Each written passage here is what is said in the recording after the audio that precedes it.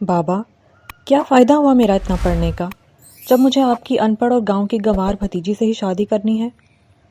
امریکہ سے آئے ارباز خان نے نفرت سے کہا، لیکن بابا جان نے اس کی ایک نہ سنی اور زبردستی اس کا نکاح اپنی ان پڑھ بھتیجی سے کروا دیا۔ شادی کی رات وہ تیش کے مارے کمرے میں جانے کے بجائے اپنے دوستوں کے ساتھ باہر چلا گیا تاکہ اسے اپنی حیثیت کا احساس ہو سکے۔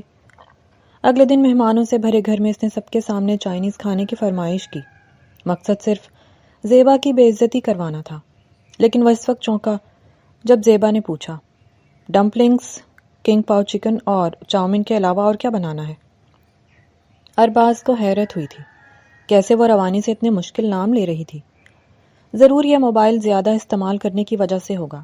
آج کل ڈیجیٹل میڈیا نے ہر چیز کو آسان جو بنا دیا۔ وہ سر جھٹکتا اس کی طرف متوجہ ہوا تھا۔ اس کے علاوہ مجھے بکلاوا بہت پسند ہے، وہ بنا لینا۔ وہ اپنی بات مکمل کرتا جا چکا تھا، جبکہ مہمان عورتیں منہ پر ہاتھ رکھے حیرت سے کبھی زیبا کو دیکھتی تو کبھی زرینہ خانم کو۔ ارے دیکھو خانم، کیسے تمہارا بیٹا ایک دن کی دلہن کو کام پر لگا رہا ہے۔ اب کیا یہ پہلے دن ہی کچن میں چلی جائے گی؟ ارے نہیں نہیں زیبا بیٹا، تمہیں کچھ بھی کرنے کی ضرورت نہیں ہے، باورچی ہے وہ سب کر لے گا، تم ادھر بیٹھو میرے پاس۔ نہیں تائی امی، کوئی بات نہیں، میں بنا لیتی ہوں۔ ارے زرینہ خانم، کیا مسئلہ ہے تمہارے ساتھ؟ اگر وہ اپنے شوہر کے لیے کچھ بنانا چاہ رہی ہے تو تم بنانے دو، اور کوئی بات نہیں زیبا بیٹا، شادی کا پہلا دن ہو یا شادی کا 1 مہینہ ہو، شوہر کے لیے کھانا بنانے میں کیسی شرمندگی؟ اور یہ رسم و رواج ہم نے خود ہی بنائے ہوئے ہیں۔ تم بیٹا جاؤ جا کر ارباز کے لیے کھانا بناؤ۔ وہ سر ہلاتی کچن میں چلی گئی تھی۔ زرینہ بیگم بار بار اس کے پاس کچن میں آ رہی تھی۔ زیبا بیٹے، تمہیں کسی چیز کی ضرورت تو نہیں ہے؟ بلا وجہ اس بے وقوف نے تمہیں یہاں کچن میں کھڑا کر دیا ہے۔ وہ اصل میں نا اسے اس طرح کے الٹے سیدھے کھانے پسند ہے۔ مجھے تو یہ سب بنانا نہیں آتا، اور ہمارا جو باورچی اس کے لیے کھانا بناتا تھا وہ بیماری کی وجہ سے چھٹی پر ہے، بس اسی وجہ سے اس نے تم سے کہہ دیا۔ زرینہ بیگم بلا وجہ ہی وضاحت پیش کرنے لگی تھی۔ ارے کوئی بات نہیں تائی امی، مجھے ذرا مسئلہ نہیں ہے، میں بنا لوں گی۔ اور بانو میری مدد کر رہی ہے؟ ہاں ہاں بانو، تم بھابھی کا خیال رکھنا اور زیادہ کام مت کرنا۔ زیبا بس تم بانو کو بتاتی جاؤ، یہ بنا دے گی۔ زرینہ خانم کو بالکل اچھا نہیں لگ رہا تھا۔ پہلے دن ہی ان کی بہو کچن میں جا کر کھڑی ہو گئی تھی، مگر وہ اپنے اس ناہنجار بیٹے کا کیا کرتی جو صرف اپنی منمانیاں کرتا تھا۔ مہمانوں کے سامنے اس نے تو ماں کی ناک کٹوا دی تھی۔ 3 گھنٹے کی انتھک محنت کے بعد اس نے کھانا ٹیبل پر سجا دیا تھا۔ بانو ارباز خان کو کھانے کے لیے بلانے گئی تھی، اور جیسے ہی وہ ٹیبل پر آیا تھا کھانے کی گارنشنگ اور سجاوٹ اتنی کمال تھی کہ وہ حیران رہ گیا تھا۔ ایسا لگ رہا تھا جیسے کسی بڑے ہوٹل کے ماہر شیف نے کھانا بنایا ہو۔ خان لالا، دیکھیں بھابھی نے کتنا شاندار کھانا بنایا ہے آپ کے لیے۔ اب تو آپ کو اسپیشل کوک رکھنے کی ضرورت ہی نہیں ہے، آج سے آپ کے سارے کام بھابھی ہی کریں گی۔ بانو شوخی سے بولی تھی۔ چلے نکالیں اب ہمارا انعام۔ وہ جلدی سے اس کے سامنے ہتھیلی پھیلا گئی تھی۔ ارے کون سا انعام؟ آپ کی بیوی نے آپ کے لیے پہلی دفعہ کھانا بنایا اور میں نے ان کی ہیلپ کی ہے، تو میرا انعام تو بنتا ہے۔ بھابھی نے بھی انعام لینا ہے تو وہ اپنا انعام خود لے لیں۔ یہ گاؤں سے آئی ہوئی سکینہ کی بیٹی تھی، جو یہیں پیدا ہوئی تھی اور یہیں بڑی ہوئی تھی۔ سکینہ ان کی خاندانی ملازمہ تھی۔ بانو کو ارباز خان اور سب گھر والے بالکل اولاد کی طرح ہی رکھتے تھے، اس لیے وہ اتنی بے تکلفی سے ارباز خان کے سامنے بول رہی تھی۔ ارے واہ ماشاءاللہ، میری بہو تو بہت سگڑ ہے، میں صدقے جاؤں۔ خانم نے آ کر اس کا ماتھا چوما تھا۔ اتنا اچھا کھانا بنانے پر میری بیٹی کو انعام تو ملنا چاہیے۔ انہوں نے اپنے گلے سے مالا اتار کر زیبا کے گلے میں پہنائی تھی۔ چلو ارباز، اب تم بھی دلہن کو کوئی تحفہ دو۔ ایسا کرو، تحفہ تمہارے پاس کہاں ہوگا، پیسے دے دو۔ ارے مگر اماں جان، کھانا بنانے کے کون سے پیسے ہوتے ہیں؟ یہ یہاں نوکری تھوڑی نہ کرتی ہے، بیوی ہے میری، اس کا فرض بنتا ہے میرا کام کرنا۔ بکواس بند کرو، ادھر لاؤ۔ زرینہ خانم نے آگے بڑھ کر اس کی جیب سے والیٹ نکالا تھا اور اس میں سے سارے پیسے نکال کر زیبا کو دے دیے تھے۔ اچھا بیٹا، ابھی تم جاؤ، جا کر آرام کر لو، پھر تھوڑی دیر تک بیوٹیشن آتی ہوگی، تم نے پھر تیار بھی ہونا ہے۔ زیبا سر ہلاتی چلی گئی تھی۔ یہ کیا حرکت ہے؟ اور تمہیں شرم آنی چاہیے، دلہن کو کیسے بھرے مجمع میں تم نے کچن میں کھڑا کر دیا۔ اماں سائیں، آپ کیا چاہتی ہیں؟ کھانا کھائے بنا اٹھ جاؤں؟ وہ غصے سے بولا تھا۔ خبردار جو بنا کھائے اٹھے، اتنی محنت سے اس نے بنایا ہے۔ اور وہ کھانا کھانے لگا تھا۔ کھانا واقعی بڑا مزے کا بنا تھا۔ ارباز خان کھانے کے بارے میں بہت موری تھا اور اسے کھانا بہت پسند آیا تھا۔ اس کا مطلب ہے زیبا کھانا واقعی اچھا بناتی تھی۔ 3 گھنٹے کی لمبی نیند لینے کے بعد جب وہ اٹھی تو کافی خود کو ہلکا پھلکا محسوس کر رہی تھی۔ بیوٹیشن آ چکی تھی اور اس کو تیار کرنے لگی تھی۔ سب مہمان آہستہ آہستہ کر کے میرج ہال کے لیے نکل رہے تھے۔ ارباز خان نے زیبا کو اپنے ساتھ لے کر جانا تھا مگر وہ پہلے ہی چلا گیا تھا، تو زرینہ بیگم نے پہلے تو اسے فون کر کے خوب کوسا تھا۔ اس کے بعد وہ خود زیبا کو اپنے ساتھ میرج ہال میں لے کر آئی تھی۔ ارباز مردوں کی طرف تھا۔ زرینہ بیگم نے کتنی کالز کی تھی کہ وہ عورتوں والی سائٹ پر آئے کیونکہ ارباز اور زیبا کی انٹری کروانی تھی، مگر وہ آ نہیں رہا تھا۔ آخر کار زرینہ بیگم کو اپنے شوہر کو فون کرنا پڑا تھا اور شہباز خان کان سے پکڑ کر اسے لے آئے تھے۔ سیدھا ہو کر زیبا کے ساتھ چل رہا تھا۔ بھائی ذرا قریب ہو کر چلیں، آپ بھی دلہے کے بازو میں بازو ڈال لیں۔ یہ کیمرہ مین لڑکیاں تھیں جو دلہا اور دلہن کو فل کور کر رہی تھیں۔ ایک لڑکی جو ان کو ہدایات دے رہی تھی وہ بار بار ارباز اور زیبا کو مخاطب کرتے ہوئے بول رہی تھی، ارباز تمہیں سنائی نہیں دے رہا؟ دلہن کے ساتھ ہو کر چلو۔ شہباز خان ذرا غصے میں بولے تھے تو وہ فوراً زیبا کے ساتھ چلنے لگا تھا۔ اس کے بعد زرینہ خانم قریب آئی تھیں۔ زیبا کیا ہو گیا ہے؟ اتنی نروس کیوں ہو رہی ہو؟ یہ اس کے بازو میں ایسے بازو ڈالو اور ایسے چلتے ہوئے تم دونوں نے سٹیج تک جانا ہے۔ خانم کے کہنے پر اس نے بڑے اعتماد کے ساتھ ارباز خان کے بازو میں اپنا بازو ڈالا تھا اور اس کی آنکھوں میں جھانکا تھا۔ اس کے بعد وہ آہستہ آہستہ چلتے ہوئے اسی طرح سٹیج تک آئے تھے۔ وہ راہداری میں چلتے ہوئے آ رہے تھے اور اوپر سے پھول کی پتیوں کی برسات ہو رہی تھی۔ وہ دونوں ایک ساتھ چلتے ہوئے ایک مکمل جوڑی لگ رہے تھے۔ زرینہ خانم نے اپنی بہو اور بیٹے کے سر سے ڈھیروں نوٹ وار کر صدقہ دیا تھا۔ ولیمے کے بعد بھی 3 دن تک غریبوں میں کھانا چلتا رہا تھا۔ شہباز خان نے اپنے بیٹے کی شادی بڑی ہی دھوم دھام سے کی تھی۔ 1 ہفتہ ہو گیا تھا شادی کو۔ ارباز کوئی بھی موقع نہیں جانے دے رہا تھا زیبا کو بے عزت کرنے کا، مگر زیبا اس کے ہر امتحان میں خوش اسلوبی سے پاس ہو رہی تھی۔ اس نے زیبا سے سختی سے کہا تھا کہ اس کے کمرے کی ساری صفائی، اس کی وارڈروب کی ساری سیٹنگ اور ڈریسنگ کی ساری سیٹنگ زیبا ہی کرے گی۔ اسے ملازمہ سے اپنی چیزوں کو ہاتھ لگوانا پسند نہیں تھا۔ ارباز کو یقین تھا زیبا کو نہ اس کی چیزیں سمجھ آئیں گی اور نہ ہی اس کی وارڈروب کی سیٹنگ کرنی آئے گی، تو اس بات پر وہ اس کو بے عزت کر سکے گا۔ مگر وہ حیران رہ گیا تھا۔ زیبا نے بڑی مہارت کے ساتھ اس کی ساری چیزیں ترتیب دی تھیں۔ ڈھونڈنے میں بھی ارباز کا کوئی ایک نقص نہیں ملا تھا جس پر وہ زیبا کو بے عزت کر سکتا۔ اس نے ڈریسنگ کے سامنے سے آ کر اپنا ایک پرفیوم نیچے پھینکا تھا اور وہ کرچی کرچی ہو گیا تھا۔ زیبا، وہ وہیں سے چلایا تھا۔ زیبا تیزی سے کمرے میں آئی تھی۔ کیا ہوا خان؟ جاہل عورت، تمہیں پتا تھا یہ میرا کتنا مہنگا پرفیوم تھا جو تمہاری وجہ سے ٹوٹ گیا۔ وہ حیرت سے اس کو دیکھ رہی تھی۔ وہ کیسے ٹوٹا؟ ابھی تھوڑی دیر پہلے تو وہ کمرے سے گئی تھی، یہاں سب کچھ ٹھیک تھا۔ مگر خان، یہ میں نے تو نہیں توڑا۔ تم نے نہیں توڑا مگر تمہاری وجہ سے ٹوٹا ہے۔ تم نے یہ پرفیوم ایسے ادھر رکھا ہوا تھا اور یہ نیچے گر گیا۔ اس نے 2-3 پرفیوم کو ہاتھ لگا کر سائڈ پر کیا تھا تو وہ بھی نیچے گر کر کرچی کرچی ہو گئے تھے۔ زیبا حیرت سے ارباز خان کو دیکھ رہی تھی۔ خان، یہ آپ کیا کر رہے ہیں؟ یہ آپ خود اپنے پرفیوم توڑ رہے ہیں اور الزام مجھ پر لگا رہے ہیں۔ تمہاری اتنی ہمت کہ تم مجھے جھوٹا کہو۔ تمہارے کہنے کا مطلب ہے کہ میں جھوٹ بول رہا ہوں۔ خان، میرا یہ مطلب نہیں ہے، مگر آپ خود اپنے پرفیوم کیوں توڑ رہے ہیں؟ اگر آپ کو نہیں پسند تو مجھے بتا دیتے، میں نکال کر کسی ملازم کو دے دیتی۔ بلا وجہ آپ نے ان کو توڑ دیا ہے۔ اچھا دور ہو جائیں، آپ کے پاؤں میں لگ جائے گا۔ اس نے ارباز کو سائڈ پر کیا تھا۔ واقعی یہ کرچی بالکل ارباز کے پیروں کے قریب تھی۔ اگر وہ ذرا سا پیچھے ہٹتا تو اس کے پاؤں میں وہ چبھ جاتی۔ اس نے احتیاط سے وہ سارا کچرا اٹھا کر ڈسٹ بن میں پھینکا تھا اور ڈسٹ بن باہر لے آئی تھی۔ بانو سے کہا تھا کہ وہ ایک کانچ احتیاط سے کہیں پھینک آئے۔ وہ سارا کچرا باہر کوڑے دان میں رکھ آئی تھی۔ ٹھیک ہے، جاؤ اب یہاں سے اور میرے لیے کچھ بنا کر لاؤ۔ اس نے ایک نیا حکم صادر کیا تھا تو وہ سر ہلاتے کچن میں آ گئی تھی۔ کیا ہوا زیبا؟ یہ ارباز کیوں اتنا اونچا بول رہا تھا؟ کچھ نہیں تائمی، وہ ان کا ایک پرفیوم ٹوٹ گیا تھا تو وہی پوچھ رہے تھے کیسے ٹوٹا۔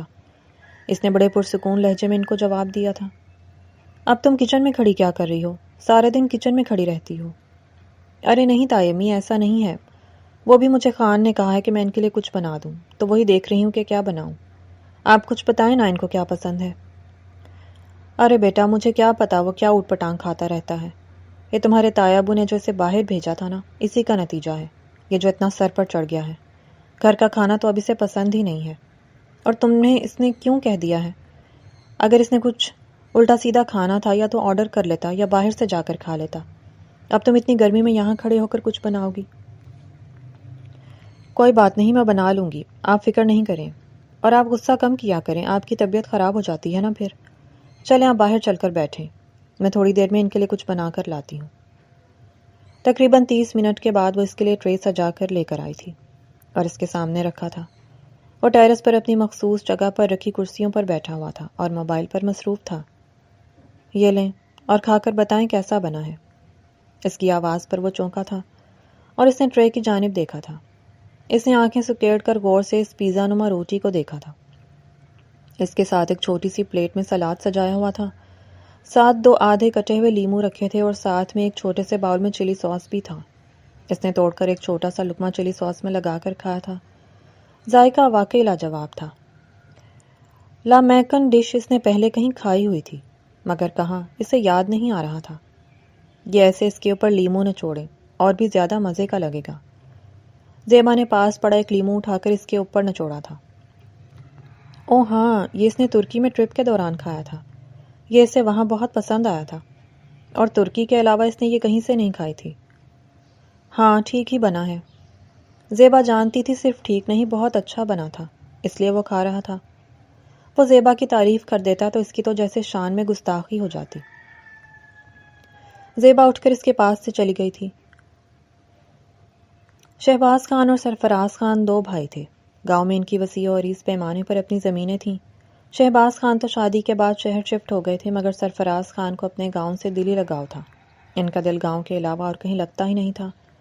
یہی وجہ تھی کہ انہوں نے بھائی کے بے حد اصرار پر بھی اپنی زمین کو نہیں چھوڑا تھا اور وہ اپنی گاؤں والی حویلی میں ہی آباد رہے تھے۔ شہباز خان کا ایک ہی بیٹا تھا، ارباز خان، جو سونے کا چمچ منہ میں لے کر پیدا ہوا تھا اور ماں باپ کے بیجا لاڈ پیار نے اسے بے حد بگاڑ ڈالا تھا۔ ارباز خان بڑی نازک طبیعت کا مالک تھا۔ گاؤں کی مٹی سے اسے الرجی ہو جاتی تھی، یہاں کی آب و ہوا اسے پسند نہیں تھی۔ وہ اگر باپ کے بے حد اصرار پر کبھی کبھار گاؤں آ بھی جاتا تو اس کا منہ ہی سیدھا نہیں ہوتا تھا اور وہ 2 دن سے زیادہ گاؤں نہیں ٹکتا تھا۔ جبکہ سرفراز خان اپنے بھتیجے سے بے حد پیار کرتے تھے اور ان کی خواہش تھی کہ ارباز بھی ان کے گھر ان کے پاس کچھ وقت آ کر گزارے۔ وہ ان کی جائیداد کا اکلوتا وارث تھا۔ سرفراز خان کی بیوی تقریباً 10 سال پہلے وفات پا گئی تھی۔ ان کی ایک ہی بیٹی تھی، زیبا خانم، جو کہ انہیں دل و جان سے عزیز تھی۔ انہوں نے اپنی بیٹی کی تربیت بیٹوں کی طرح کی تھی۔ انہوں نے زیبا کو شیرنی جیسی تربیت دی تھی۔ وہ ہمیشہ کہتے تھے، زیبا میری بیٹی نہیں، میرا بیٹا ہے، اور وہ اسے خان صاحب کہہ کر ہی پکارتے تھے، جبکہ گاؤں کی باقی عورتیں زیبا کو خانی کہہ کر پکارتی تھیں۔ زیبا نے FSC تک اپنے گاؤں کے اسکول میں ہی پڑھا تھا۔ اس کے بابا چاہتے تھے کہ زیبا شہر کے بڑے اسکول میں پڑھے، مگر یہ زیبا کی خواہش تھی کہ وہ اپنے باپ سے دور نہیں رہنا چاہتی تھی، اور اسے اپنے گاؤں کا اسکول پسند بھی بہت تھا۔ یہ سرکاری اسکول تھا جس میں اس کے سارے گاؤں کی سہیلیاں پڑھنے آتی تھیں، اور یہ سچ تھا، گاؤں کی ہر لڑکی زیبا کی سہیلی تھی، چاہے وہ کوئی امیر تھی یا غریب۔ ہر لڑکی زیبا کی بہت عزت کرتی تھی۔ اس کا رویہ ہی اتنا اچھا ہوتا تھا، سب کے ساتھ کہ سبھی اس کے گرویدہ تھے۔ زیبا کے اسکول کو دیکھ کر لگتا نہیں تھا کہ وہ سرکاری اسکول ہے۔ زیبا نے اپنے باپ سے کہہ کر اپنے اسکول میں ہر سہولت فراہم کی ہوئی تھی۔ وہ گاؤں کے سردار کی بیٹی تھی اور سرداری کیسے چلتی ہے یہ زیبا بخوبی جانتی تھی۔ اس اسکول کا رزلٹ بڑے بڑے پرائیویٹ اداروں کے رزلٹ کو بھی مات دے دیتا تھا۔ یہاں سے تعلیم مکمل کرنے کے بعد زیبا شہر پڑھنے کے لیے گئی تھی، مگر زیبا نے اپنے بابا کو منع کیا تھا کہ وہ تایا ابو کے گھر جا کر نہیں رہے گی، بلکہ وہ ہاسٹل الگ رہ کر اپنی تعلیم مکمل کرے گی۔ انہی دنوں ارباز خان امریکہ گیا ہوا تھا۔ یہی وجہ تھی کہ اسے بالکل بھی اندازہ نہیں تھا کہ زیبا پڑھی لکھی ہے۔ اس نے MSc کی تھی، جبکہ ارباز خان نے ایک کلاس میں 2 سال لگائے ہوئے تھے۔ یہ وجہ تھی کہ زیبا سے 4 سال بڑا ہونے کے باوجود بھی اس کی تعلیم زیبا کے ساتھ ہی مکمل ہوئی تھی۔ ادھر زیبا کی تعلیم مکمل ہوئی اور ادھر اچانک سرفراز خان کو ہارٹ اٹیک ہوا تھا، اور اس رات ہسپتال کے کمرے میں انہوں نے اپنا دم توڑ دیا تھا۔ مرنے سے پہلے انہوں نے شہباز خان کو زیبا کی ذمہ داری سونپی تھی۔ زیبا اور ارباز خان کا رشتہ بچپن سے ان کے دادا دادی نے طے کیا ہوا تھا، مگر اس بات کی بچوں کو بالکل بھی خبر نہیں تھی۔ اس کے بعد سرفراز خان کے 40ویں تک زیبا وہیں رہی تھی۔ اس کے بعد شہباز خان اسے اپنے ساتھ لے آئے تھے۔ انہی دنوں ارباز خان امریکہ سے تعلیم مکمل کر کے آیا تھا اور ارباز خان کے آتے ہی ان دونوں کی چٹ منگنی پٹ بیاہ کر دیا گیا تھا۔ زیبا خوبصورت تھی، پورے اعتماد تھی، سلیقے والی سگھڑ تھی، مگر ارباز خان کو نہ جانے اس سے کیا بیر تھا کہ وہ اس کی شکل سے بھی چڑھتا تھا۔ گھر میں سب کا رویہ زیبا کے ساتھ بہت اچھا تھا، سوائے اس ایک شخص کے جس کے نام پر وہ اس گھر میں رہ رہی تھی۔ شہباز خان نے ارباز اور زیبا کو گاؤں بھیج دیا تھا، گاؤں کے معاملات بھی دیکھنے تھے۔ گاؤں میں اپنی زمینوں کے معاملات زیبا خود بھی دیکھ سکتی تھی، مگر وہ ظاہر ہے اکیلی تو نہیں رہ سکتی تھی، اس لیے شہباز خان نے بیٹے کو ساتھ بھیجا تھا، اور ارباز خان نے جانے سے پہلے خوب واویلا مچایا تھا، مگر اس کی سنی کسی نے نہیں تھی۔ پورے راستے وہ منہ بنا کر بیٹھا تھا۔ جیسے ہی گاڑی گاؤں کی حدود میں داخل ہوئی، زیبا کی خوشی دیدنی تھی۔ پورے 3 ماہ بعد آج اپنے گاؤں آئی تھی۔ یہ ادھر سے گاڑی ادھر موڑ لیں۔ ارباز گاڑی گاؤں کی طرف موڑ رہا تھا جب زیبا نے اسے روکا تھا۔ مگر گاؤں کو تو یہی راستہ جاتا ہے نا؟ نہیں، گاؤں کو یہی راستہ جاتا ہے، میں پہلے بابا کی قبر پر جانا چاہتی ہوں۔ وہ آج پہلی بار اپنے چچا کی قبر پر آیا تھا۔ باپ کے سرہانے بیٹھ کر زیبا کتنی دیر تک بے آواز آنسو بہاتی رہی تھی۔ ارباز فاتحہ پڑھ کر فارغ ہو گیا تھا، وہ اس کے اٹھنے کا انتظار کر رہا تھا۔ روتے روتے زیبا کی ہچکی بند گئی تھی۔ زیبا، بس کر دو، اس طرح تمہارے رونے سے ان کی روح کو تکلیف ہو رہی ہوگی، آنسو صاف کرو اور آؤ گھر چلتے ہیں۔ وہ قدرے نرم لہجے میں اس سے مخاطب ہوا تھا۔ وجہ شاید زیبا کا اپنے باپ کی قبر پر بیٹھ کر رونا تھا، جو اس پتھر انسان کو بھی نرمی کا احساس ہوا تھا۔ زیبا اپنے آنسو پہنچتی اس کے پیچھے پیچھے گاڑی تک آئی تھی۔ زیبا کی گاڑی جیسے گاؤں کی حدود میں داخل ہوئی، پورا گاؤں اس کے استقبال کے لیے آیا تھا۔ گاؤں کی عورتیں باری باری زیبا کے گلے مل رہی تھیں، جبکہ ارباز خان کوفت کا شکار ہوتا گھر کے اندر چلا گیا تھا۔ زیبا تقریباً 1 گھنٹے کے بعد گھر کے اندر آئی تھی۔ یہی وجہ ہے کہ میں گاؤں نہیں آنا چاہتا۔ یہ گاؤں کے لوگ کتنے چپکو ہوتے ہیں، اور تم کیسے ہنس ہنس کر سب سے مل رہی تھی، جیسے وہ سب تمہارے ننیال والے ہیں۔ وہ غصے میں بول رہا تھا۔ کیا ہو گیا آپ کو خان؟ میرے گاؤں والے ہیں وہ، اور میرے گاؤں والے میرے لیے بالکل میری فیملی کی طرح ہی ہیں۔ اتنے اچھے ہیں وہ لوگ۔ آپ یہاں رہتے نہیں ہیں نا، اس لیے آپ کو کسی بات کا پتہ نہیں ہے۔ اچھا چلیں، آپ کمرے میں چلیں، میں آپ کے لیے کچھ کھانے کو منگواتی ہوں۔ کھانے کے نام پر تمہاری اس خالہ نے یہ بدمزہ سی چائے دی ہے مجھے، جو پینے کے تو کیا دیکھنے کے بھی قابل نہیں ہے۔ وہ غصے میں بول رہا تھا۔ کیا ہو گیا ہے خان آپ کو؟ کھانے کے بارے میں ایسے نہیں کہتے۔ وہ خالہ کو پتہ نہیں ہے نا آپ کس طرح کا کھانا کھاتے ہیں۔ میں آپ کے لیے خود کھانا بنا کر لاتی ہوں۔ کھانا نہیں کھانا مجھے، بس چائے پینی ہے۔ سر میں بہت درد ہو رہا ہے، تھکاوٹ بھی ہے، میں سونا چاہتا ہوں۔ جی ٹھیک ہے، میں پھر چائے بنا کر لاتی ہوں۔ وہ سیدھی کچن میں گئی تھی اور ارباز کے لیے چائے بنا کر لائی تھی۔ اس نے خود بھی چائے پی تھی کیونکہ اس وقت اس کے خود بھی سر میں بہت درد ہو رہا تھا، اور ارباز کمرے میں سونے کے لیے چلا گیا تھا، جبکہ وہ پوری حویلی میں گھوم پھر رہی تھی۔ کتنے عرصے بعد وہ اپنے گاؤں آئی تھی۔ اس کا دل چاہ رہا تھا وہ ایک ایک دیوار کو گلے سے لگائے اور خوب ساری باتیں کرے۔ یہ دیواریں اس کی رازدار تھیں۔ گاؤں میں تو جیسے میلہ لگ گیا تھا۔ زیبا کے آنے کی خوشی میں ہر کوئی خوش تھا۔ اس کی ساری سہیلیاں اس سے ملنے آ رہی تھیں اور اس کا دلہا دیکھنے کا تو سب کو شوق تھا۔ خانی، ہم نے سنا ہے تمہارا دلہا تو بڑا کھڑوس ہے، بڑے غصے سے بات کرتا ہے، باہر سے پڑھ کر آیا ہے، اور کیسے چچا خالد بتا رہے تھے بچپن میں وہ آتا تھا نا تو یوں منہ پر نقاب کر کے رکھتا تھا، اسے ہمارے گاؤں سے بدبو آتی ہے۔ یہ زیبا کی ایک سہیلی ہنس ہنس کر ارباز خان کا مذاق اڑا رہی تھی۔ بری بات ہے نازو، وہ اب ہمارے مہمان ہیں اور تم مہمان کا مذاق نہیں اڑا سکتی۔ ارے صرف مہمان کہاں، اب تو ہماری خانی کے دلہا راجا ہیں، ہمارے لیے تو اور بھی قابل احترام ہے۔ اچھا ملوا تو دو ان سے۔ وہ سو رہے ہیں، جب اٹھیں گے تو مل لینا۔ اور ملنا کیا ہے، بس دور سے دیکھ لینا، وہ ملنے ملانے کو اتنا اچھا نہیں سمجھتے۔ ارے امریکہ سے پڑھ کر آئے ہیں، وہاں تو گوری میموں کے گلے ملتے ہوں گے اور ہمیں سلام بھی نہیں کریں گے۔ ارے نازو میں کیا تمہیں بتاؤں، وہ بس ایسے ہی ہیں، تم لوگ ان سے دور ہی رہنا، ٹھیک ہے؟ وہ سب باہر لان میں بیٹھی تھیں جب وہ اندر آئی تھی۔ گھر میں کھانے کا انتظام تھا، اس سے جتنے لوگ ملنے کے لیے آ رہے تھے سب کھانا کھا کر جا رہے تھے۔ گاؤں کی عورتیں بھی ضد کر رہی تھیں کہ ارباز خان سے ملنا چاہتی ہیں، تو وہ نہ چاہتے ہوئے بھی کمرے میں آئی تھی، اور اب سوچ رہی تھی کہ وہ خان سے کیسے بات کرے۔ اور جیسے کمرے میں آئی تھی وہ واش روم سے نکلا تھا۔ وہ سو کر اٹھ گیا تھا اور نہا کر واش روم سے نکلا تھا۔ خان، مجھے آپ سے ایک بات کرنی تھی، پلیز مان لیں۔ وہ اس کے پاس آئی تھی۔ ہاں بولو۔ وہ گاؤں کی ساری عورتیں آپ سے ملنا چاہتی ہیں، آپ ایک دفعہ جا کر مل لیں۔ میں جا کر ان جاہل عورتوں سے ملوں گا؟ اتنی بھی جاہل نہیں ہیں، پلیز مل لینا۔ وہ ضد کر رہی ہیں۔ میں ان کو کیسے منع کروں؟ تو تم جا کر ان سے کہہ دو کہ میں ایسے لوگوں سے نہیں ملتا۔ میں کیسے ایسے منہ پھاڑ کر کہہ دوں؟ اب بس تھوڑی دیر کے لیے ان کے پاس جا کر بیٹھ جائیں اور اس کے بعد اٹھ جائیے گا۔ پلیز میری بات مان لیں۔ وہ اس کی باقاعدہ منت کر رہی تھی۔ اچھا ٹھیک ہے، میں آتا ہوں۔ اور وہ شکر کا کلمہ پڑھتی باہر آئی تھی۔ تھوڑی دیر بعد ہی وہ باہر لان میں آیا تھا۔ سب عورتوں نے کھڑے ہو کر اس سے سلام کیا تھا۔ بڑی عورتیں جو چند ایک وہاں بیٹھی ہوئی تھیں انہوں نے آگے بڑھ کر اس کے سر پر پیار دیا تھا۔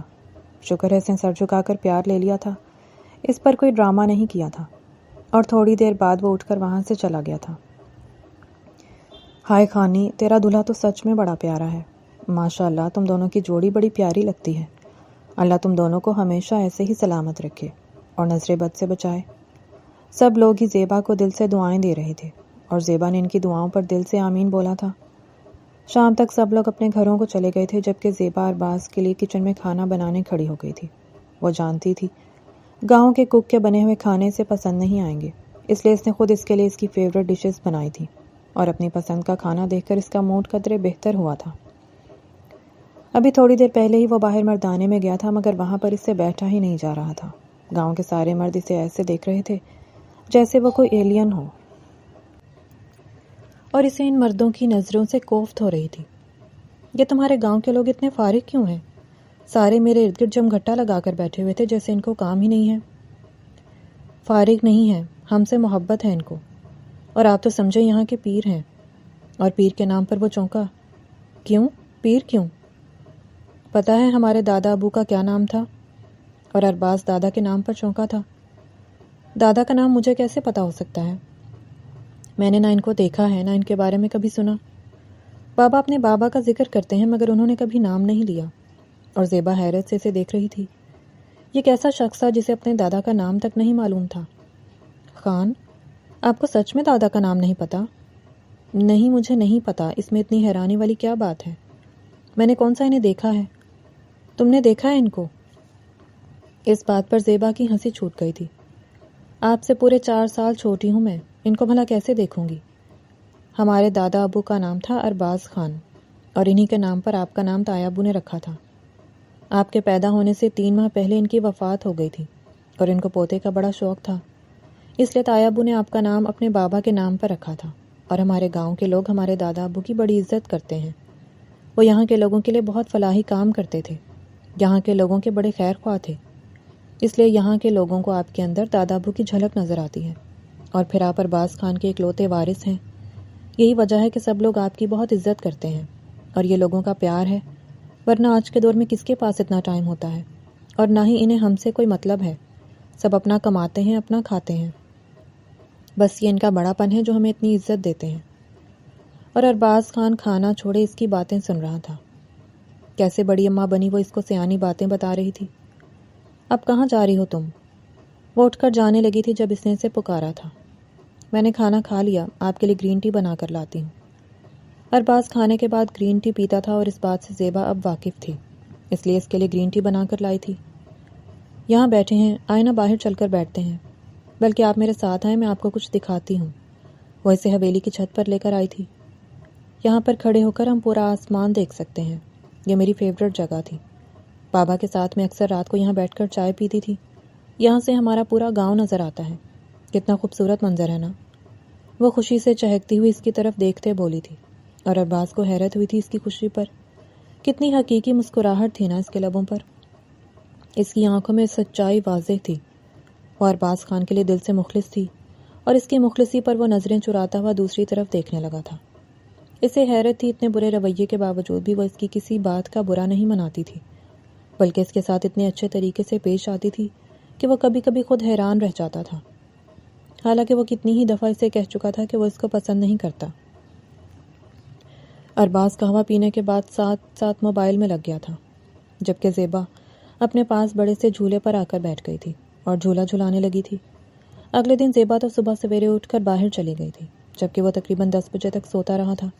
اس سے پہلے ہی وہ ناشتہ کر کے فارغ ہو گئی تھی۔ باہر عورتیں صبح صبح اس سے ملنے آ رہی تھیں۔ یہ کچھ ضرورت مند تھیں جو زیبا سے کسی نہ کسی معاملے میں مدد لے رہی تھیں۔ 1 گھنٹے تک وہ ان کے ساتھ لگی ہوئی تھی اور اس کے بعد وہ اندر آ گئی تھی۔ اس نے خان کے لیے ناشتہ بنایا تھا اور اسے کمرے سے جگانے کے لیے چلی گئی تھی۔ ارباز خان ناشتہ کر رہا تھا جب وہ اس کے پاس جا کر بیٹھ گئی تھی۔ خان، ناشتے سے فارغ ہو جائیں پھر ہم ڈیرے پر چلتے ہیں، وہاں پر کافی سارے کام ہیں۔ ابھی صادق چاچا آئے تھے، میں نے ان سے کہہ دیا کہ ہم آ رہے ہیں۔ ٹھیک ہے یار، پر اب تمہارے ڈیرے پر میرا کیا کام ہے؟ مگر چلو، تم کہتی ہو تو چلنا ہی پڑے گا۔ اور بابا جان نے مجھے بلا وجہ یہاں پر بھیج دیا، مجھے کسی چیز کا پتہ تو ہے نہیں، ان کو خود آنا چاہیے تھا۔ وہ یہاں پر آ کر کوفت کا شکار ہو رہا تھا، اور یہ کوفت کسی اور چیز کی نہیں تھی، زیبا کی تھی۔ وہ زیبا کی طرف مائل ہو رہا تھا اور یہ چیز اس کی برداشت سے باہر تھی۔ اس کا دل اس کے ہاتھ سے پھسلتا ہوا محسوس ہو رہا تھا، اور ارباز خان جانتا تھا یہ 24 گھنٹے اس کے ساتھ گزارنے کا اثر تھا۔ وہ اس کے اعصاب پر سوار ہو رہی تھی۔ پہلے تو گھر میں وہ بہت کم ٹکتا تھا، مگر اب وہ ہر لمحہ اس کے ساتھ تھی، اور اس کا ساتھ اس پر بری طرح سے اثر انداز ہو رہا تھا۔ وہ ڈیرے پر آئے تھے، ڈیرا بالکل پہلے کی طرح ہی سجا ہوا تھا، مگر ایک کمی جو صرف زیبا ہی محسوس کر سکتی تھی، اس کے بابا کی کمی تھی۔ دھی رانی، بتائیں نا کیسا لگا آپ کو ڈیرے پر آ کر؟ آپ کے بابا کی کمی تو کوئی پوری نہیں کر سکتا، مگر ہم جتنی کوشش کر سکتے ہیں کر رہے ہیں۔ ارے نہیں صادق چاچا، یہ آپ کی مہربانی ہے کہ بابا کے جانے کے بعد ڈیرا آپ نے اتنے اچھے سے سنبھالا ہوا ہے، ورنہ مجھے تو لگتا تھا کہ میرے بابا کے جانے کے بعد یہ ڈیرا بالکل اجڑ جائے گا۔ اللہ نہ کرے دھی رانی، اللہ آپ کا اور خان سائیں کا سایہ ہم پر ہمیشہ سلامت رکھے۔ بڑے خان کی کمی پوری نہیں کر سکتے، مگر ان کا شوق تھا یہ زمینیں اور یہ جانور، اور میری پوری کوشش ہے کہ میں ان کی طرح ہی آپ کے جانوروں کا اور زمینوں کا خیال رکھوں۔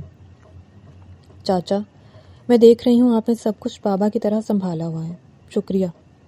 چلیں بیٹا، آپ وہاں جا کر ذرا گودام کو بھی نظر مار لیں۔ کیا گودام میں ابھی تک اناج ہے؟ وہ حیران ہوئی تھی۔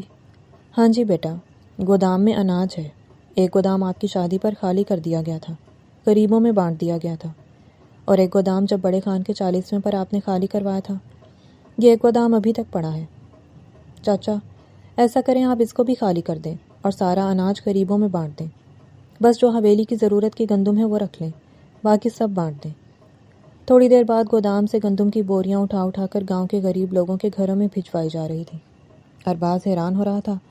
زیبا بالکل سرفراز خان کی طرح ہی ڈیرے پر آ کر لوگوں کو ہدایت دے رہی تھی۔ ایک لمحے کے لیے ارباز کو لگا تھا جیسے وہ زیبا نہیں، وہ سرفراز خان ہی ہو۔ ایسے ہی تو زیبا کے والد اسے شیرنی نہیں کہتے تھے۔ دھی رانی، گھوڑے آ گئے ہیں۔ ارے آگے گھوڑے؟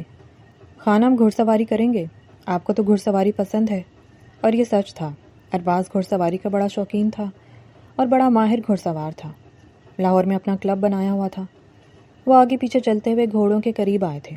2 گھوڑے شاندار گھوڑے تھے، ایک پر زیبا سوار ہوئی تھی اور ایک پر ارباز سوار ہو گیا تھا، اور وہ زیبا کو دیکھ رہا تھا۔ تم گھوڑا دوڑا لو گی؟ بڑا اٹھر گھوڑا ہے جس پر تم بیٹھی ہو، یہ نہ ہو ٹانگیں توڑوا لو۔ یہاں تو کوئی قریب ہسپتال بھی نہیں ہوگا۔ اللہ سے خیر مانگے خان، ایسا کچھ نہیں ہوگا۔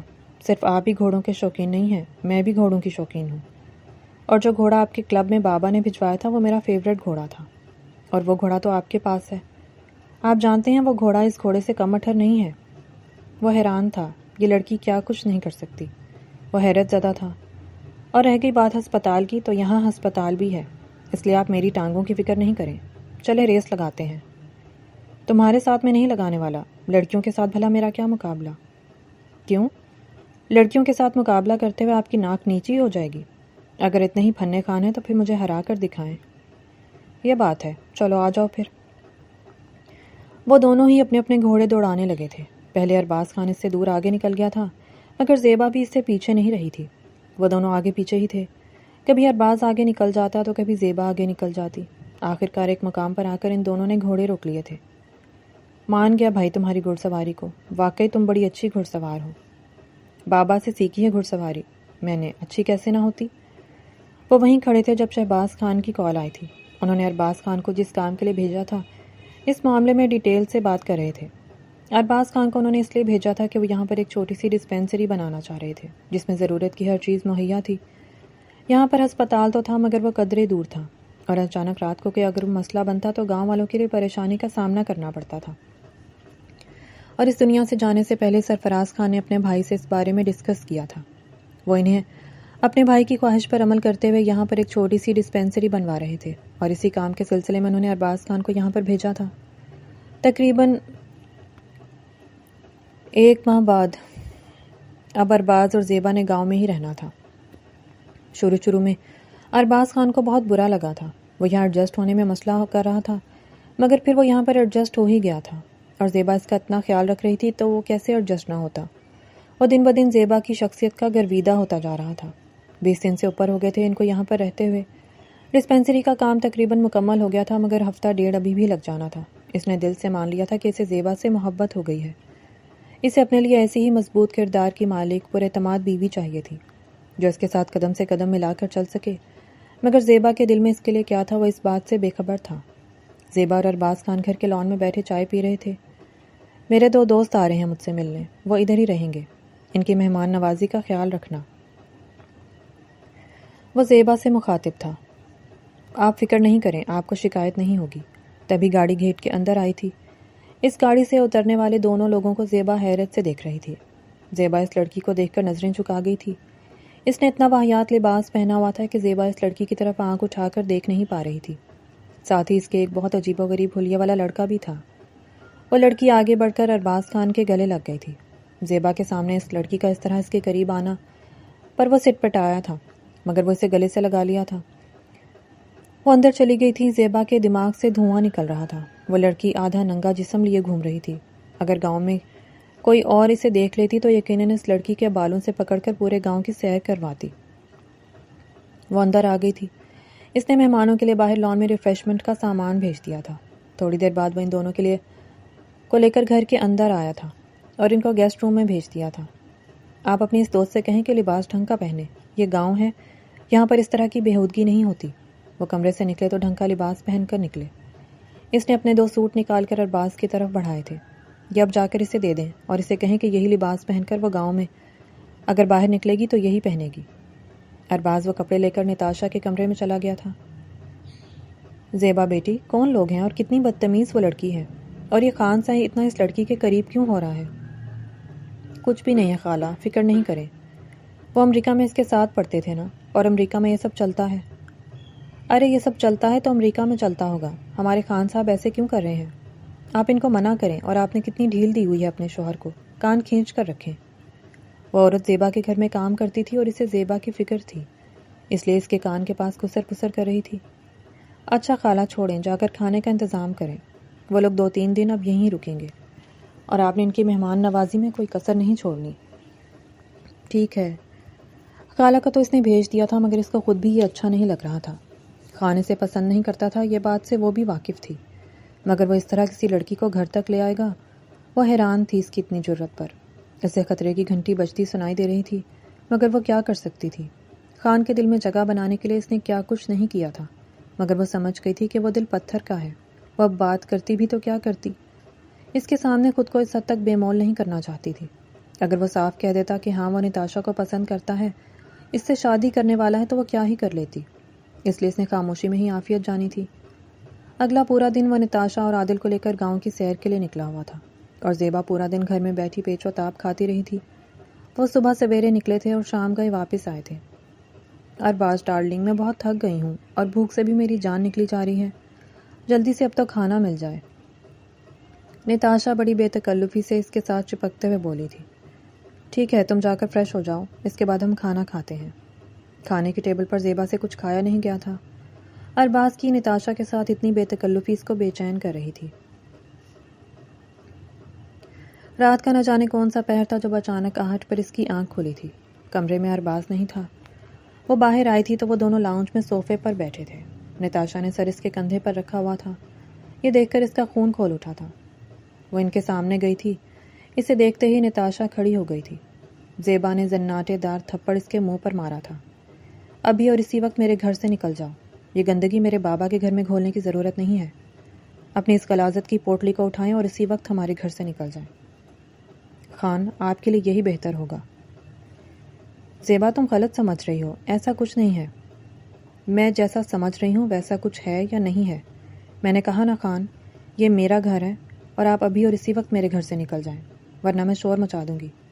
اور ہاں، آپ اسے ہی ڈیزرو کرتے ہیں جو ہر مرد کے گلے میں باہیں ڈال کر پھر رہی ہوتی ہیں۔ چلے نکلیں یہاں سے۔ زیبا کا مارے غصے کے برا حال تھا، مگر وہ خان کے ساتھ بدتمیزی نہیں کرنا چاہتی تھی، اس لیے وہ اندر آ گئی تھی اور کمرہ بند کر کے بیٹھ گئی تھی۔ ارباز وقفے سے پوری رات دروازہ بجاتا رہا تھا، مگر اس نے دروازہ نہیں کھولا تھا۔ اب مجھے لگتا ہے وہ زیادہ سیریس لے گئی ہے۔ ارے یہی تو میں چاہتا ہوں کہ وہ سیریس لے۔ اچھا تم لوگوں کا کام ختم ہوا، اب تم لوگ جاؤ۔ اس نے اسے باقی کے پیسے بھی دے دیے تھے۔ ابھی تو رات ہے، کل نکلیں گے، وہ منمنائی تھی۔ نہیں، میں نے کہا نا ابھی، وہ بے رخی سے بولا تھا، اور وہ منہ بناتی عادل کے کمرے کی طرف گئی تھی۔ اور آدھی رات کے وقت وہ لوگ شہر کے لیے نکل پڑے تھے۔ اگلی صبح جب وہ کمرے سے باہر آئے تو ارباز صوفے پر آڑا ترچھا لیٹا ہوا تھا۔ وہ گیا نہیں تھا، وہ اسے یہاں پر نفرت سے دیکھتی واپس کمرے میں چلی گئی تھی۔ اس نے اس کے لیے ناشتہ بھی نہیں بنایا تھا۔ آہٹ پر ارباز کی آنکھ کھلی تھی تو وہ اس کے پیچھے کمرے میں آیا تھا، اس سے بات کرنے کی کوشش کر رہا تھا، مگر زیبا اس کی کوئی بات سننے کو تیار ہی نہیں تھی۔ دیکھیے خان، یہ گاؤں ہے، یہاں پر میری اور میرے بابا کی بڑی عزت ہے۔ میں نہیں چاہتی آپ کی ان گھٹیا حرکتوں کی وجہ سے ان کا نام خراب ہو، اور میں بھی گاؤں کی عورتوں میں اپنا بھرم نہیں گنوانا چاہتی، اس لیے آپ کی بڑی مہربانی آپ یہاں سے چلے جائیں۔ اور ہاں، اس طرح گناہ کرنے سے بہتر ہے آپ اس کے ساتھ نکاح کر لیں۔ مجھے کوئی اعتراض نہیں ہے، آپ تو ویسے بھی مجھے پسند نہیں کرتے، میں تو جاہل ہوں، گنوار ہوں، مجھے تو کسی چیز کا کوئی پتہ ہی نہیں ہے۔ آپ کو ایک ماڈرن لڑکی چاہیے جس کو جدید لباس پہننا آتا ہو، وہ بالکل ویسی ہے، آپ کے ساتھ جچتی بھی ہے۔ مجھے وہ اس گھر میں نظر نہ آئے اب، اور نہ آپ۔ وہ بات مکمل کرتی باہر نکل گئی تھی۔ ناشتہ کر کے زیبا ڈیرے پر چلی گئی تھی، مگر آج اس کا کسی کام میں دل نہیں لگ رہا تھا۔ وہاں سے وہ اپنے بابا کی قبر پر گئی تھی، کتنی دیر تک وہاں پر بیٹھ کر روتی رہی تھی۔ آج اس کو ہر بات پر رونا آ رہا تھا۔ پہلے دن سے لے کر اب تک ارباز نے اس کے ساتھ جتنی بدتمیزیاں کی تھیں، اس نے مضبوط دل کے ساتھ سب کچھ برداشت کیا تھا، مگر آج اس کی ہمت جواب دے گئی تھی۔ وہ شخص اس کو دھوکہ دے رہا تھا، وہ کیسے اس کے ساتھ خیانت کر سکتا تھا؟ زیبا اس کی ہر بات اس لیے برداشت کر رہی تھی کہ وہ اس کے تایا کا بیٹا تھا۔ وہ جانتی تھی کہ اس کے بابا کو کتنا پیارا تھا۔ بچپن میں جب کبھی وہ گاؤں آتا تھا تو سرفراز خان اتنا خوش ہوتے تھے جیسے ان کو کوئی ہفت تکلیم کی دولت مل گئی ہو، اور وہ دل سے ارباز کے ساتھ مخلص تھی، وہ اس رشتے کو نبھانا چاہتی تھی، لیکن اگر وہ اسے دھوکہ دے رہا تھا تو وہ اس کے ساتھ مزید نہیں رہ سکتی تھی۔ پورا دن وہ ادھر ادھر مصروف رہی تھی، ارباز کو تو اس نے آنکھ اٹھا کر دیکھا تک نہیں تھا۔ رات کو جب وہ کمرے میں آیا تو زیبا بیڈ سے اٹھ کر صوفے پر چلی گئی تھی۔ ارباز نے اسے اپنی طرف کھینچا تھا اور وہ اس کے سینے سے لگی تھی۔ یہ کیا بدتمیزی ہے خان؟ بدتمیزی نہیں ہے، اسے پیار کہتے ہیں بیگم۔ آپ اپنی حدیں بھول رہے ہیں، مگر میں نہیں بھولی، مجھ سے دور رہیں۔ یہ نہ ہو کہ میں بھول جاؤں کہ آپ میرے شوہر ہیں۔ وہ غصے سے پھنکاری تھی، اور آج ارباز خان کو اس کے غصے پر بھی پیار آ رہا تھا۔ اس کا غصہ اس بات کی دلیل تھا کہ ارباز خان زیبا خانم کے لیے کتنا اہم ہے۔ وہ اس کی طرف دیکھتا ہوا مسکرا رہا تھا، جس پر زیبا کو مزید تب چڑھی تھی۔ مجھے پتا ہے میری خانم کو بہت غصہ آ رہا ہے، مگر یہ سب پرینک تھا۔ وہ بڑے آرام سے اسے بتا رہا تھا، اور وہ غصے سے اسے گھور رہی تھی۔ پرینک؟ وہ نہیں تھا، اب آپ میرے ساتھ کر رہے ہیں۔ ہر وقت اس کے گلے میں باہیں ڈالے پورے گاؤں کی سیر کرتے تھے۔ وہ اس کو آپ کا کیا نام دیں گے؟ ارباز، میں آپ کے ساتھ دل سے مخلص تھی۔ نہ مجھے دھوکہ کرنا آتا ہے اور نہ ہی مجھے دھوکہ دینے والے لوگ اچھے لگتے ہیں۔ میں ہر چیز برداشت کر سکتی ہوں، دھوکہ اور امانت میں خیانت نہیں، اور آپ نے میرے ساتھ خیانت کی ہے۔ میں نے تمہارے ساتھ کوئی خیانت نہیں کی زیبا، میں تمہارا ہوں اور صرف تمہارا ہوں۔ شروع میں مجھے تم سے مسئلہ تھا، میں تم سے شادی نہیں کرنا چاہتا تھا۔ مجھے لگتا تھا تم ایک گاؤں کی ان پڑھ لڑکی ہو، مگر پھر مجھے تم اچھی لگنے لگی تھی۔ مگر میری ہر بات پر تم جیسے پرسکون رہتی تھی، مجھے حیرانی ہوتی تھی۔ میں جاننا چاہتا تھا کہ آیا واقعی تم اس رشتے کو بس ایک ذمہ داری سمجھ کر نبھا رہی ہو یا میرے لیے تم کوئی جذبات بھی رکھتی ہو۔ اس لیے میں نے جان بوجھ کر عادل اور نتاشا کو یہاں بلایا تھا، اور وہ سب کرنے کے لیے میں نے ہی اس کو کہا تھا۔ آپ نے کہا تھا؟ ہاں میں نے کہا تھا، میں دیکھنا چاہتا تھا تمہارے دل میں میرے لیے کیا ہے، مگر تم تو جتنی اچھی تھی اس سے زیادہ بری ثابت ہوئی ہو۔ رکھ کر بیچاری کو تھپڑ ہی مار دیا، کہہ رہی تھی ابھی تک نشان ہے۔ تم محبت میں سیر ہو تو نفرت میں سوا سیر ہو، اور اتنا تو یقین مجھے ہو گیا ہے، محبت تو تم بھی مجھ سے کرتی ہو۔ اب اس بات کا اقرار کرو یا نہ کرو، مگر یہ سچ ہے، مجھے تم سے محبت ہو گئی ہے۔ آئی لو یو خانم۔ وہ اقرار کر رہا تھا۔ یہ کون سا طریقہ ہے محبت کا اظہار کرنے کا؟ آپ کی وہ نتاشا میرے ہاتھوں جان سے چلی جاتی، اور بلا وجہ میں نے اسے اتنا بے عزت کر دیا۔ کوئی بات نہیں، اس کو اس سب کی عادت ہے، اور ویسے بھی میں نے اسے اچھے خاصے پیسے دیے تھے۔ اس بات کے آپ نے اسے پیسے دیے؟ تو اور کیا، امریکہ میں کوئی بنا پیسے کے مرتے کے منہ میں پانی نہیں ڈالتا، میرے لیے وہ اتنا کچھ مفت میں کیوں کرتی؟ I'm sorry زیبا، میں نے آج تک تمہارے ساتھ جتنا برا رویہ رکھا ہے، مگر سچ ہے تم بہت بڑی جادوگرنی ہو جس نے مجھ پر جادو کر دیا ہے، اور تمہارے جادو کا یہ اثر ہے کہ میں پاگل ہو رہا ہوں۔ وہ اس کی گردن پر جھکا تھا، اس پر زیبا کا سانس حلق میں اٹک گیا تھا۔ خان پلیز، کیا کر رہے ہیں آپ؟ چھوڑیں مجھے، کچھ کام ہے۔ وہ اسے دور کرتی فوراً باہر بھاگی تھی۔ اس کی اتنی گھبراہٹ پر ارباز خان مسکرایا تھا۔ سب کے سامنے شیرنی بنی پھرتی ہے اور اپنے خان کے سامنے کیسے بھیگی بلی بن جاتی ہے۔ کتنے رنگ ہیں میری خانم کے۔ وہ دل ہی دل میں اس کو مخاطب کرتا ہوا مسکرا کر رہ گیا تھا۔ یہ کہانی اصل میں اس تلخ سوچ کو بے نقاب کرتی ہے کہ تعلیم ڈگری سے نہیں، رویے اور سوچ سے ظاہر ہوتی ہے۔ ارباز جیسے کردار ہمیں دکھاتے ہیں کہ بیرون ملک جا کر بھی انسان تنگ نظر اور احساس برتری میں ڈوبا رہ سکتا ہے، جبکہ زیبا یہ ثابت کرتی ہے کہ دیہات، سادگی یا حیا کسی کی کمزوری نہیں بلکہ اصل طاقت ہوتی ہے۔ ارباز کا کردار شروع میں نہ صرف غرور، جہالت اور منافقت کا مجموعہ نظر آتا ہے، بلکہ اس کی حرکتیں خاص طور پر اپنی بیوی کو جان بوجھ کر اذیت دینا اور ایک پرینک کے نام پر کردار کا امتحان لینا واضح کرتی ہیں کہ وہ ذہنی طور پر غیر پختہ اور خود غرض ہے۔ اور سچ یہ ہے کہ ایسے مرد محبت کے نہیں بلکہ اصلاح کے محتاج ہوتے ہیں۔ اس کے مقابلے میں زیبا ایک مضبوط، باوقار اور ذہین عورت کے طور پر ابھرتی ہے، جو برداشت بھی جانتی ہے اور حد قائم کرنا بھی۔ وہ صرف صبر کی مہرت نہیں بلکہ غیرت اور خودداری کی جیتی جاگتی مثال ہے، خاص طور پر جب وہ غلط کو غلط کہنے سے نہیں ڈرتی۔ کہانی کی خوبصورتی زیبا کے کردار میں ہے، مگر کمزوری یہ ہے کہ ارباز کی تبدیلی بہت آسان اور کمزور جواز کے ساتھ دکھائی گئی، کیونکہ حقیقت میں ایسے رویے ایک جملے آئی لو یو سے نہیں بدلتے۔ قاری کے لیے پیغام صاف ہے، محبت وہاں معتبر ہے جہاں عزت، سچائی اور اعتماد ہو۔ جو رشتہ آپ کو بار بار توڑے، آپ کو آزمانے کے نام پر ذلیل کرے، وہ محبت نہیں بلکہ انا کا کھیل ہے۔ اور ہر عورت کو زیبا کی طرح یہ سیکھنا ہوگا کہ برداشت کی بھی ایک حد ہوتی ہے، اس کے بعد خاموشی نہیں بلکہ وقار سے کھڑے ہونا ضروری ہوتا ہے۔ اور آپ کو یہ کہانی کیسی لگی؟ پڑھ کر اپنی رائے کا اظہار کیجیے گا اور چینل کو سبسکرائب کر لیں۔ شکریہ۔